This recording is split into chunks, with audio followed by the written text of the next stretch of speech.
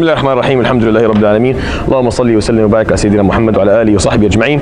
So today we're studying العوامل الداخلة على المبتدأ والخبر. So I'm going to read the translation that we have in the book, so that we're using the same terminology, inshallah. So he said it's a chapter of the grammatical factors that can affect the nominal subject and their predicate. And of course, what he calls mubtada and khabar is the nominal subject and the predicate. I'm not using that same terminology because I find it to be a bit confusing. But awamil al-dakhila are grammatical factors. The word awamil means a grammatical factor. So awamil al-dakhila is grammatical factors.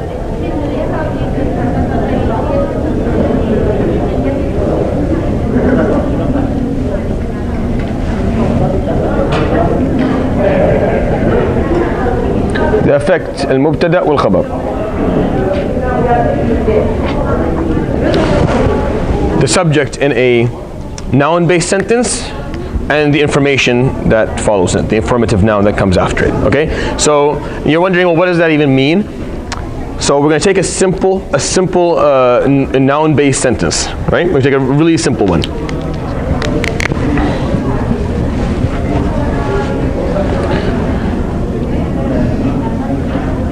السماء صافية, right? The sky is clear. Simplest, one of the simplest. مبتدأ, right? خبر. They're both مرفوع because that's what we're studying. We're studying the mubtada and khabar, which are nouns that are in the status of rafa, with the state of rafa. Sorry. They're both singular nouns. Singular noun. The marker of rafa for it is going to be a dhamma, right? So السماء صافية. Now,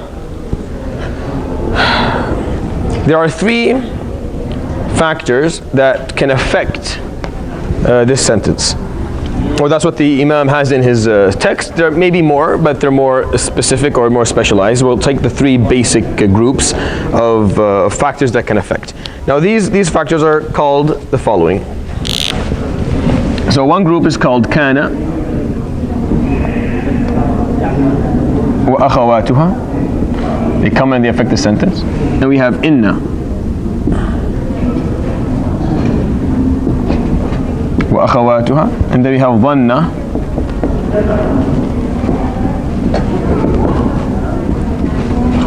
wa akhawatuha. What does this mean? Kana and its sisters, inna and its sisters, and dhanna and its sisters. Why sisters?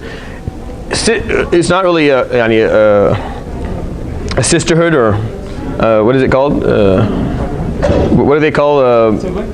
No, in university there's yeah, that's just for boys. What is the ladies one's called? I don't know what it's called. They have a name. I don't know what it's called. Anyway, so it's not that. It's just a number of factors that make the same effect, that have the same effect on the sentence, or have a similar effect on the sentence, or they are similar in their meaning. So kana wa akhawatuha are a number of words that have a certain effect on a noun-based sentence. Inna wa akhawatuha, a number of elements or factors that have a similar effect on the sentence. And dhanna wa akhawatuha are a number of factors that have a similar effect on the sentence. Alright? So we're going to study kana wa akhawatuha first. But these are three groups of factors. Some of them will be words, some of them will be verbs or semi-verbs, and some of them will be just huruf, meaning just prepositions. Right? Prepositions is with an E, correct? Yeah. So prepositions. So you'll find these different factors that will affect the noun-based sentence. It's not affecting the verb-based sentence. It's affecting the noun-based sentence. Right? That's why a noun-based sentence always has a mubtada and a khabar. But these factors can enter and affect the noun-based sentence. So you may see something and you'll say, well, this is not a noun-based sentence because it doesn't start with the mubtada. It starts with one of these. But no, it's still a noun-based sentence. These are just factors. And the Imam here starts with kana wa akhawatuha. So these are the three groups. We're going to start with the first group, kana and its sisters, or the word or the semi-verbs that are similar to them. So I'll write them over here.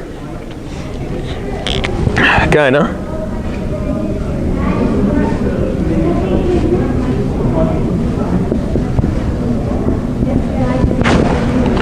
So كان وأخواتها. The Imam says فإنها ترفع عفوا الاسم وتنصب الخبر، وهي كان وأمسى وأصبح وأضحى وظل وبات وصار وليس وما زال وما انفك وما فتئ وما برح وما دام وما تصرف منها، نحو قولك كان ويكون وكن وأصبح ويصبح وأصبح، تقول كان زيد قائما وليس عمرو شاخصا وما أشبه ذلك. All right.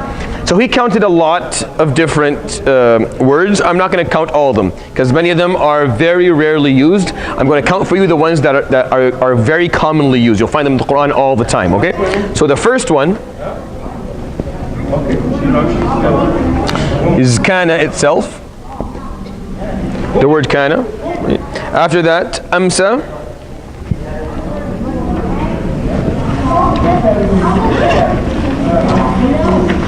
أصبح. ظل.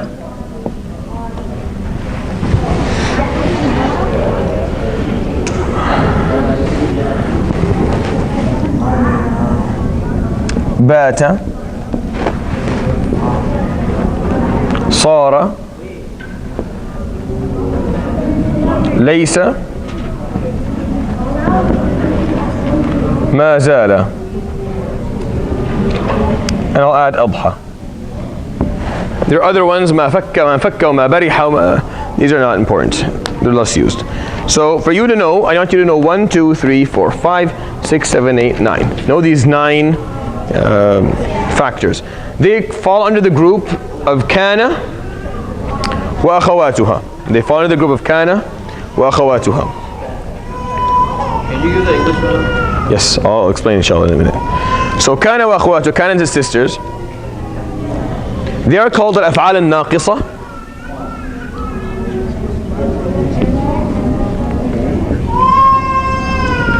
The incomplete verbs, that's what they're called.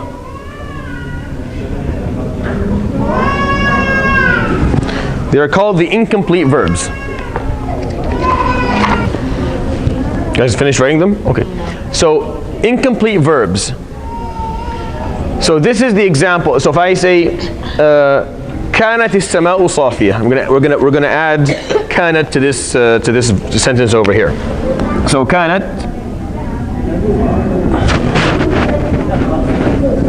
I'll tell you guys in a minute why that changed. But كانت السماء صافية.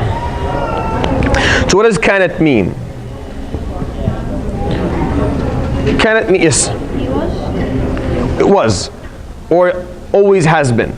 So كانت can have 2 meanings. It means something was, it wasn't a while ago, that's how it was a while ago, or it always has been. If you're talking about something that it doesn't change. Like if كان الله عليما حكيما, it means Allah subhanahu wa ta'ala has always been عليما حكيما. So it can have 2 meanings, كانت. It can mean was, or always has been.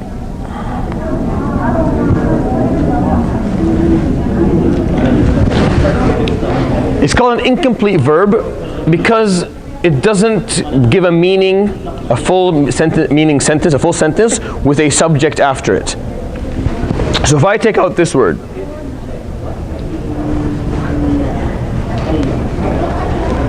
what does that mean? كانت السماء. The sky was. Is that a complete sentence? So there's something missing here. So it's an incomplete verb. So you can't call this a verb-based sentence because that's not an actual verb. It's not a complete verb. It's a fi'l naqis. It's an incomplete verb. It gives context to the sentence. It strengthens the meaning in the sentence. It changes something, but it does not have the ability to be a complete sentence without a mubtada and khabar. It needs a mubtada and a khabar in order for it to be able to offer meaning. This is incomplete verb. Now, kanat, this word specifically, kana, and the other ones can have a complete form. So the word kana will either be an incomplete verb, like here, or it could be a complete verb. And you're like, oh, now you're confusing me. If I told you the sky was, is there a way for that sentence to be complete? Because I asked you, is that a complete sentence? You said no immediately because you're, but could it be complete? How? You know, if I told you the sentence, the sky was. Is that a complete sentence? You said no, and I agree. But is there a way for that sentence to be complete just the way it is, without changing anything? Can we just change the words up? No, without changing the words. Could there a way for us to understand it to be complete? It's replying to the question, like, what color was the sky gray yesterday? Like, the sky was. Yeah, but now you're estimating something. You're estimating that the sky was great. It's not there, but you're estimating it. I'll tell you how it could be. Go ahead, Hamdi. If if you're talking about the sky, Yeah? and the sky was great. The sky was. Yeah, so you're estimating now. But you're estimating the word great. You're estimating if this even if it's not there. But I'll tell you how it could be complete. I tell you there was nothing. There was complete nothingness. And then the sky was. Understanding how that would become, does that make sense to you? Understand so was here becomes a philosophical existence. Was becomes the existence of something. I understand? I am is an incomplete sentence unless I mean that I exist. I am. That means I exist. So it could be a complete sentence. Exact same thing applies to kana. Kana, if it means existence, then this could be a complete sentence. Kanat as-sama, and then the sky existed. Right? So this is a verb, and this is a fa'il, a subject. But if that's not what it means, if it just means was, not in that philosophical existence form, then this is not a complete sentence. Did you guys understand how that works? Make sense? So if it's philosophical in terms of existence, something existing, then that's why إنما أمره إذا أراد شيئا يقول له كن فيكون. He will say be, and then it will be. It'll be what? It'll exist. So it's a full verb in that context, in that very known ayah. فَكُن فَيَكُون, that's a full verb. It's a direct, it's not an incomplete verb. It's a complete verb. But كَانَتِ السَّمَاءُ, if I don't mean it like that, it's an incomplete verb. It comes and it enters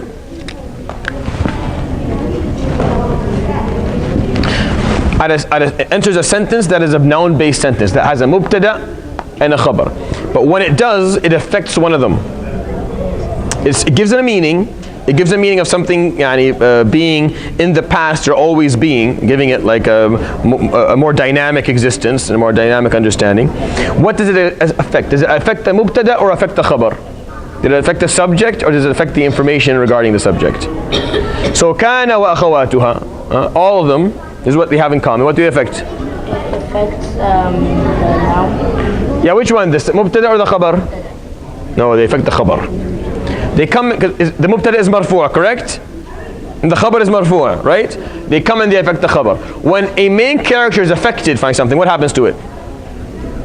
If you remember when you studied the statuses, rafi', nasib, jar, I told you rafi', main character unaffected, right? Nasib, main character affected, or secondary character. So this is going to be an affected main character. What is it going to be? It's going to be mansoob from now on.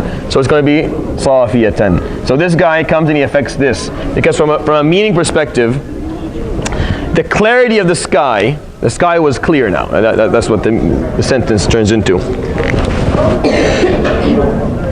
The clarity of the sky is given a timeline, correct? Now the sky is not affected, but the clarity of the sky is now, we're saying that it used to be like that, it was like that. It's not necessarily like that now.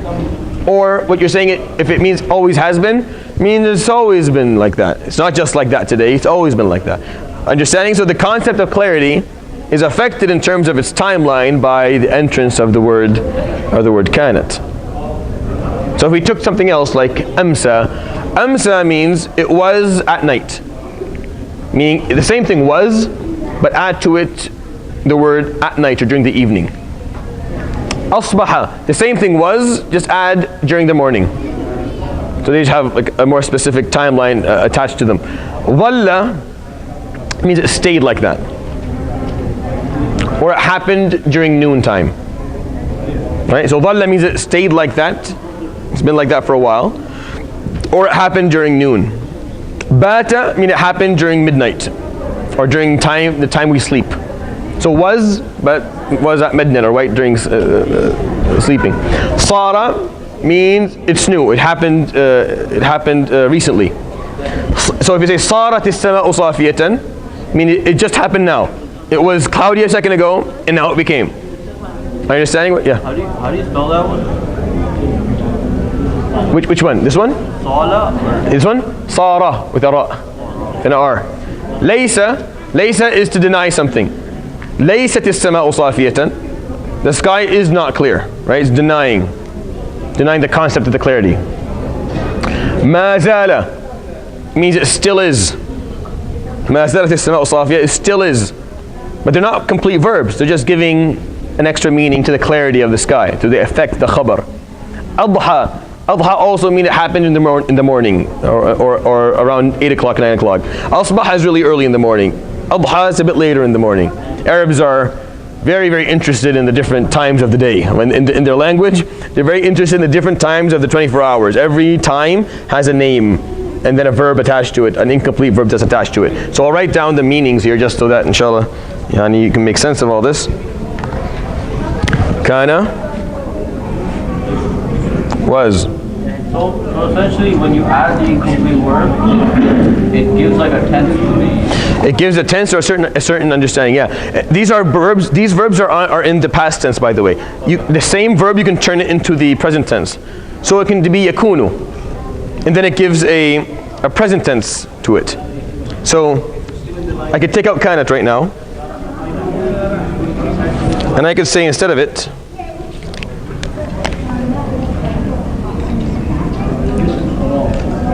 takunu as-sama'u safiyatan. I'm giving it a tense, but I'm giving it a present tense. The sky will be, or is being, clear, right? So these offer tenses to a. See, when you look at a nominal or a noun-based sentence, do they have tenses? They don't.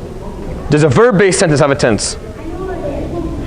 Of course, because a verb is either past tense, present tense, or any command or future tense, right? So the verb itself always has a tense, it's dynamic. But a noun-based sentence is dead, it's not dynamic, it's static, there's no time to it. The sky is clear. As-sama'u safiyah. When? What time? Has it always been like that? Did it just become like that? It's not going to change. Is it continuously like that? So there's a lot of questions here you could ask. So these words, when they come in, they offer a tense. Kanat or takunu, was or is. Amsa was in the evening.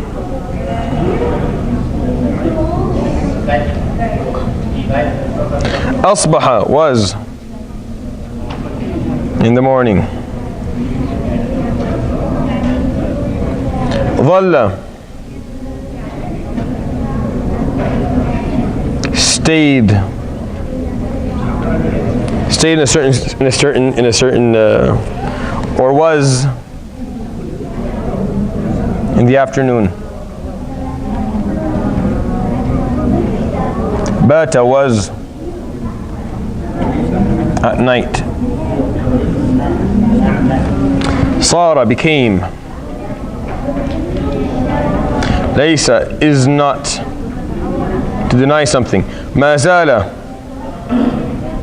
still is. Adha was.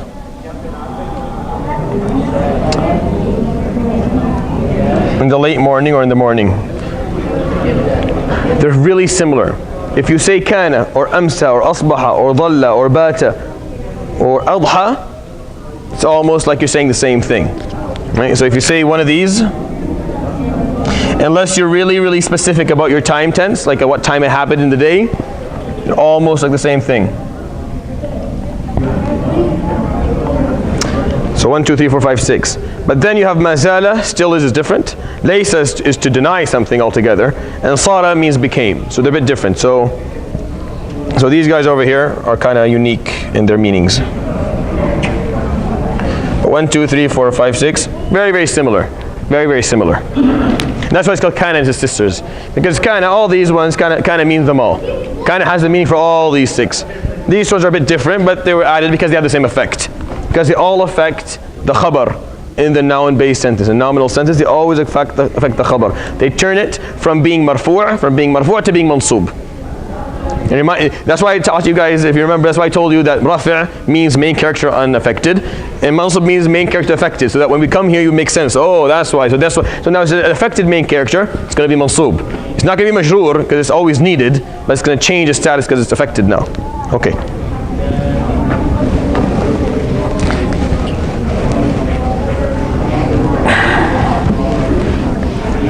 I'll give you a really common example, right? Very common example from the Quran. So Allahu Alim. This is a noun-based sentence, a mubtada, a subject of a noun basis, and a khabar, both which are marfu'. So both have dhamma. Allahu Alimun. Now, what's a very common one to enter this? What's a very common one of these ones that you could see before it? Think about it.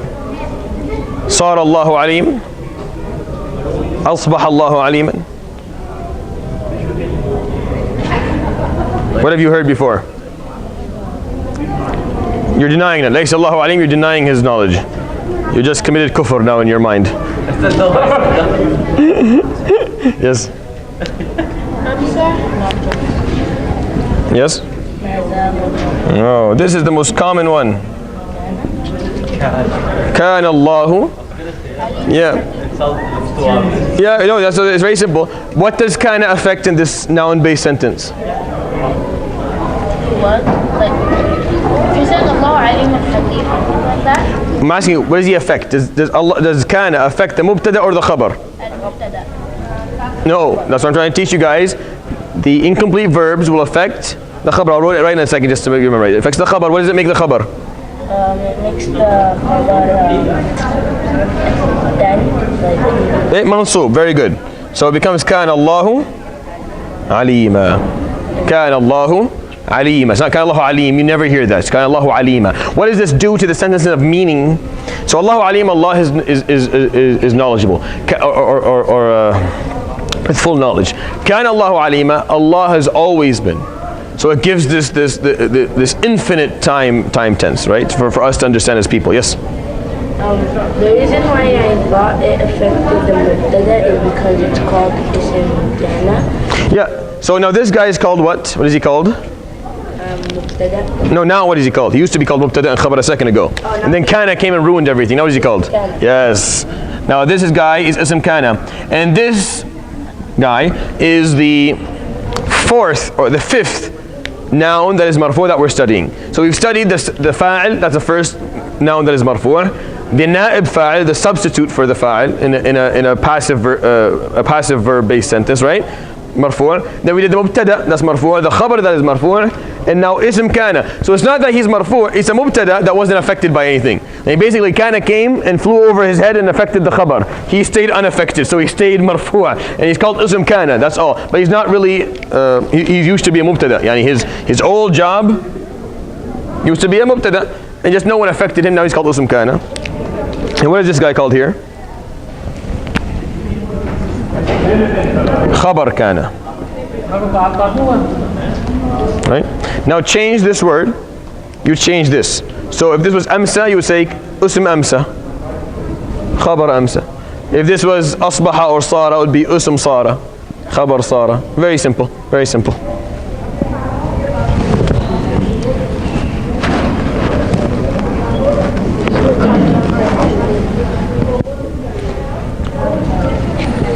Very soon. All right, let's give me a noun-based sentence, a simple noun-based sentence. Anything. A noun-based sentence, a mubtada and a khabar.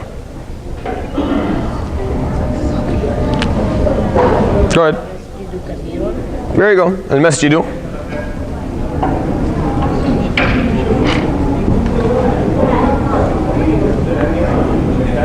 Mubtada, that is marfu'. Khabar, that is also مرفوع. The masjid is big. There's a fundamental difference, by the way, between English and Arabic that people don't pay attention to.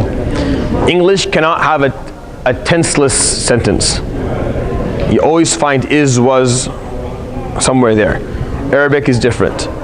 A noun-based sentence is literally tenseless, has no time frame around it at all. Does that make sense? There's no time. Time is not an element in a noun-based sentence. It's not even there. It doesn't exist. In English, you can't have anything that has that tenselessness.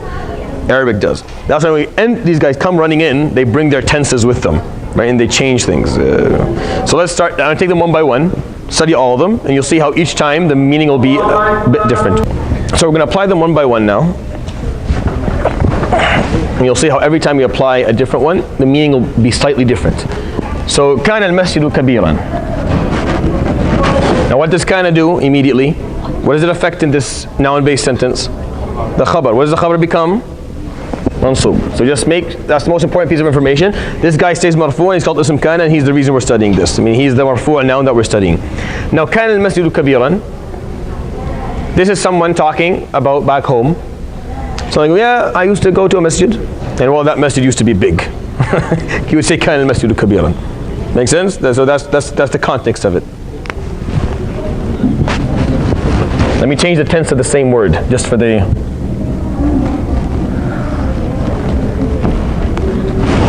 So, يكون المسجد كبيرا.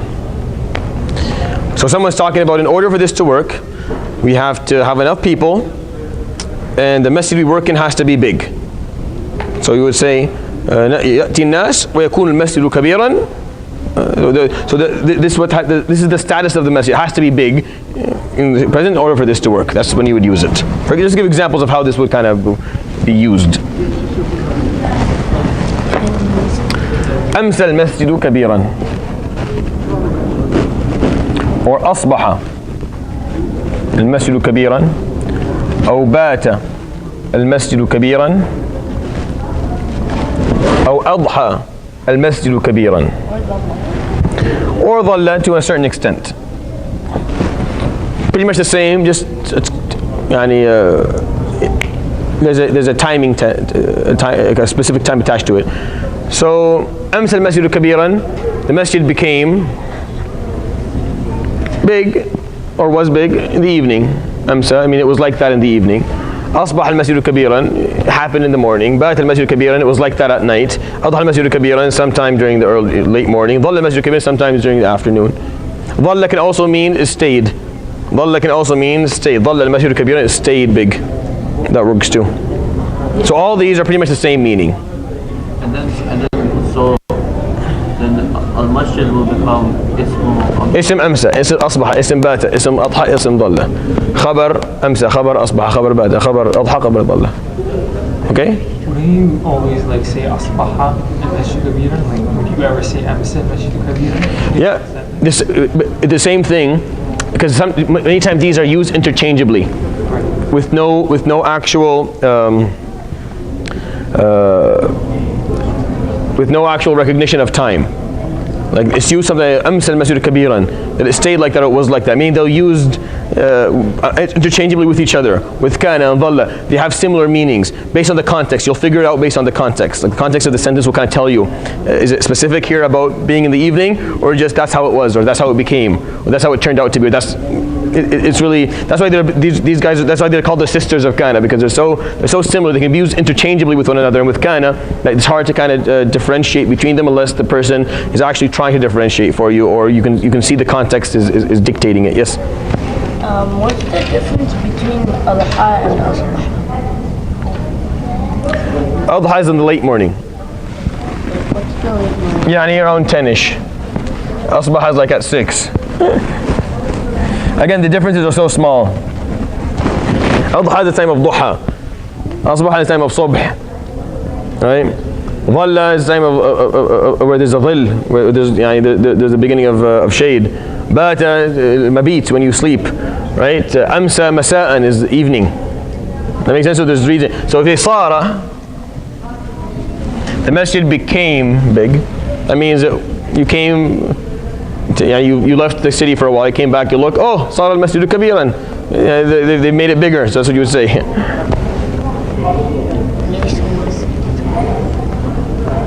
If you said Laysa, You'd be like, you come in here, Laysa al-masjid kabira, it's not very big. You know, like, you're denying it's not big. ما زال المسجد كبيرا, the masjid is still big. For example, for some reason you thought they were going to make it small, or it was being, bombed or something.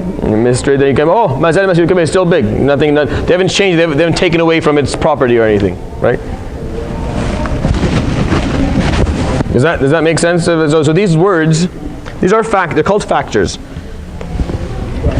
There are three groups of factors. كان وأخواتها, إن وأخواتها, ظن وأخواتها.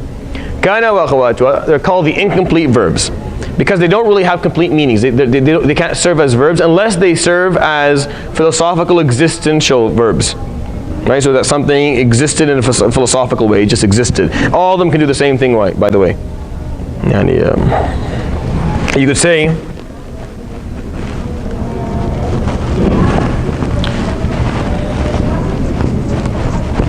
أضحى الرجل, means he made it to the early morning. He made it. He still existed at that time. So that's an example where it's a complete verb. It's not an incomplete verb. صار الرجل, صار الرجل, he became. He wasn't before a man. He became صار الرجل, right? He became something. He wasn't like that. So these words, in a philosophical existential perspective, they can be complete. How often are they used like that?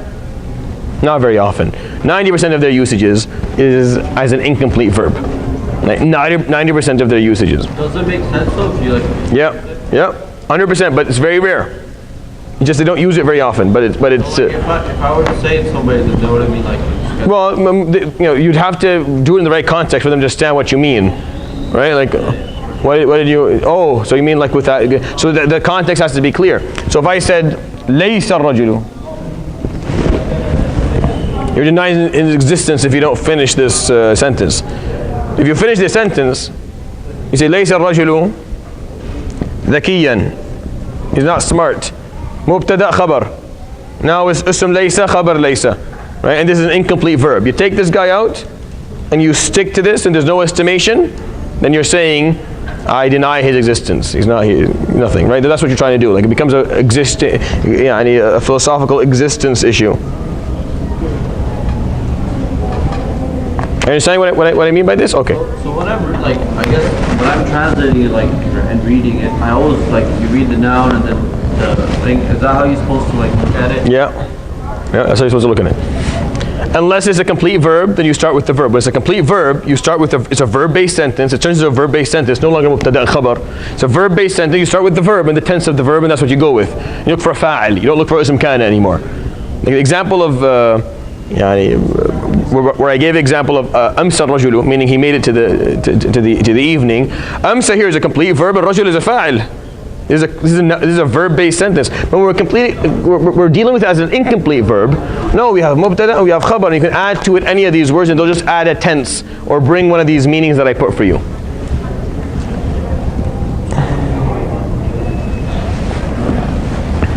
Yalla, give me another sentence, Hamdi. So before we do, let's just add something over here. Incomplete verbs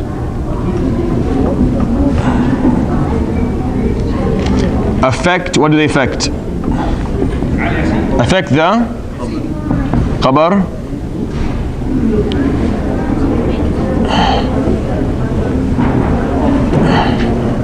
and make it what? Yes, mansoob. After it was marfu'. That's what incomplete verbs do. They come to the khabar, they make it mansoob. And of course they add a certain meaning. They change, there's some change of the meaning. Give me a sentence, a new sentence, any noun-based sentence. Al-la'ibu sari'a. So the player is quick.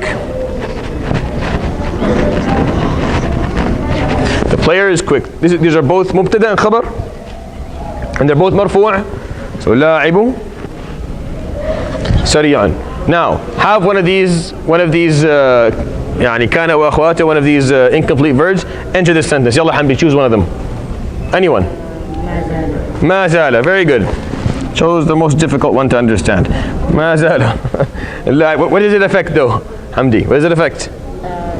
Yes, what is it going to turn into? Tell me what's going to turn into. خبر كان. خبر ما زال. What is it going to look like now? So just say, what would you say? سريعا. Very good. Jazakallah khair. Awesome job. So ما زال اللاعب سريعا. Okay, so that's what changes now. That this guy is going to be affected. This is خبر ما زال. This is guy is still marfu', which is why we're studying this whole thing, because he's still marfu'. He's called ism ma zala. But he used to be mubtada. He just had a change of his name, but he still functions the same way. Now what does ma zala mean? Still is. So the player is still quick. So that's you 10 years from now watching Ronaldo run. Still quick. You would say ma zala la'abu sari'an, right? That would be your way of dealing with it. So let's give me another one. Try another one. Give me anyone. Laysa. So laysa la'abu sari'an. It's simple. What is it? It's just denying. Yeah, exactly. It's just laysa is the simplest of all of them. It's just saying he's not. You're just taking away the he's not quick. Which is probably what you would say about Ronaldo 10 years from now, but he's not quick anymore. What else do we have? Give me anyone, just any of them. So kana la'abu sari'an. If you're reminiscing about a player, saying he used to be quick. Or if you came from watching him, hey, how was he? Oh, he was quick. Right? Kind of sari'an.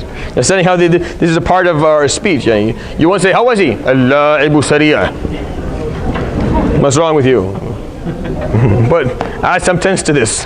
Say kana al-la'ibu sari'an. It makes much more sense when you say it like that, right? And if you give it some tense. So if we said, maybe example here, أصبح or صار. أصبح اللاعب سريعا. He became quick. Here, أصبح اللاعب سريعا. He was in the morning or became in the morning. Sometime in the morning. يعني. Or if you don't give it tense at all, it becomes became. Just like صار. Same thing. They're interchangeable. They're very interchangeable. That's why they're called أخواتها. That's why كان وأخواتها, because they're sisters. They're very similar. Besides laysa, which is its own thing, and mazala is a bit different, they're pretty much almost the same. One more example before the end of one more noun-based sentence. Go ahead. Just a noun-based sentence. وانا مبتدأ أنا خبر. اللاعب صغير. Yes, something different. Give me some. Try a different مبتدأ.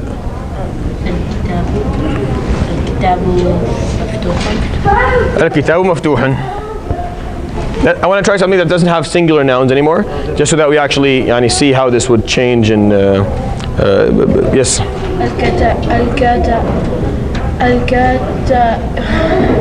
Okay, it's okay. Say it in English and I'll help you with it in Arabic. The books are open. الكتب مفتوحة, right? But those are still singular nouns, even though it's a plural, but it's a broken plural, so it doesn't change much. I'm going to do something a bit different. I'm saying Muslimuna قائمون. المسلمون قائمون. The Muslims are doing their job or serving their purpose. قائمون. Now, have any of these ones enter the sentence? Let's use the most realistic one and say laysa for now. And then inshallah we'll become optimistic and use sara. But for now let's say laysa. Ya Allah grant us tawbah inshallah. Laysa al-muslimuna. So al-muslimun, what does laysa affect? Because it's one of kana and akhawatah. What does it affect? What is it called? The khabar, right? So what does the khabar become? It becomes mansoob. What is the marker of nasb in the word qa'imun? It's a masculine sound plural. So what does it become? Qa'imin. Very good. Qa'imin. Very good. So this becomes qa'imin.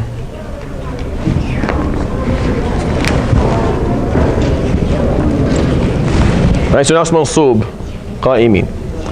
So laysa al-muslimuna qa'imin. Hopefully we will soon become asbaha or sara Right? They became, or they turned into, or they achieved it. So أصبح المسلمون قائمين. صار المسلمون قائمين. You understand how this all works? Okay, so is it complicated? It's not too complicated. You just need a noun-based sentence with a mubtada and a khabar. You already know that a mubtada and khabar are both marfu'. You have one of these factors enter and affect the sentence. They will affect it with a tense and with a piece of information as well. They'll add something. They can deny. They can say it just became. They can say it always has been or still is. They offer some meaning to the sentence, but they affect the khabar. So what is being given a tense? Are the Muslims being given a tense, or is the fact that they're doing their job or not doing the job being given a tense? This is what's being given a tense, right? This is what's being coming. So because you're not denying Muslims' existence when you say laysa, you're denying the fact that they're qa'imin. So you're affecting the khabar. You're not affecting the usm. That's why it becomes mansoob, and that's the logic behind it, right? So these will enter a sentence and they'll affect the khabar. They'll take it from marfu' and they'll make it mansoob. Does that make sense? Okay. So there's 8 more minutes, but I think we'll end with that, because if I continue, I'll just start inna wa akhawatuha, and it's a whole new topic. We'll start inshallah next week. Jazakumullah khair. Subhanaka wa bihamdika ashhadu an la ilaha illa anta astaghfiruka wa atubu ilayk. Sallallahu alaihi wa sallam Muhammadin wa alihi wa sahbihi ajma'in.